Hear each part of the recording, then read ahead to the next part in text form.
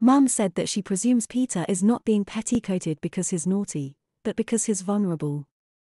Sometimes if they're gullible or easily led. Petticoating is employed to make sure they don't go off the rails and to stop them getting involved in the wrong crowd. That's really mean, I replied. Especially if he's done nothing wrong. It isn't really, Mum claimed. In fact, it comes highly recommended as a non-confrontational method of discipline because all it involves is a simple change of clothes. Yeah, but they weren't normal girls' clothes. They were really horrible, I said as I visualized the rail in his room. The sorts of dresses that most girls would refuse to wear. All pink and frilly with bows, flowers and... I drew my description to a close with a puke mime. Mum smiled and nodded and said, "That's the style they wear when petticoated. It's horrible." I balked. "Well, I wouldn't say that," Mum replied. "I think too nice is more appropriate," she suggested. "Either way, it's not something I want to think about."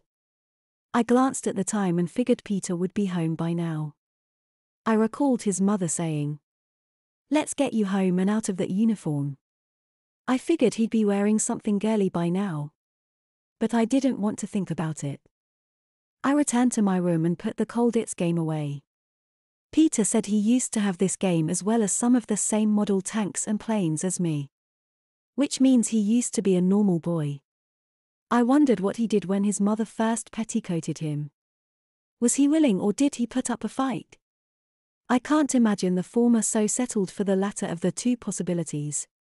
But I didn't want to think about it.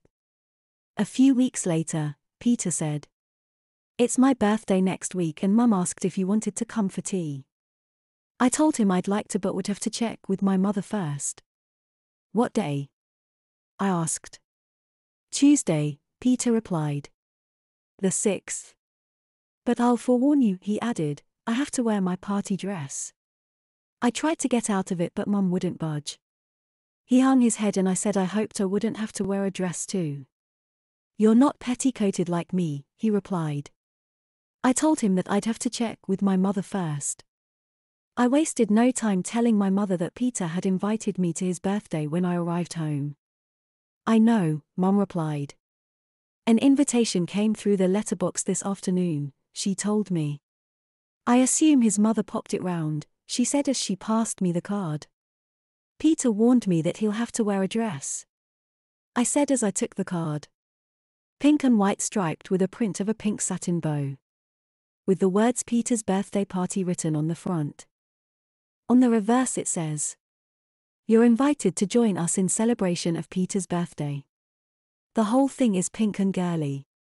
Even the ornate lettering makes his name look girly. I feel sorry for him. He doesn't have many friends and I guess I really should accept the invitation. But if he'll be wearing one of his prissy dresses, maybe I should decline. "I'm not sure if he wants me to go or if his mother told him to invite me," I said. I got the feeling he'd rather I didn't. "What makes you say that?" Mum asked. "I just think he'd rather keep his friends and his home life separate," I said. "He never invites anyone around and he wasn't happy when I called unannounced that time," I added. "But he has invited you," Mum said. "He might be upset if you don't go. If he doesn't have many friends it won't be very nice celebrating his birthday alone.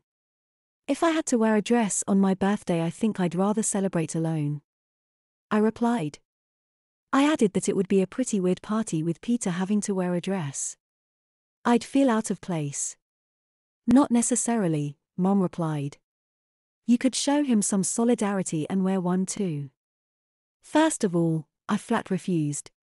Secondly, I asked what solidarity meant and thirdly I reminded my mother that I'm not petticoated like Peter.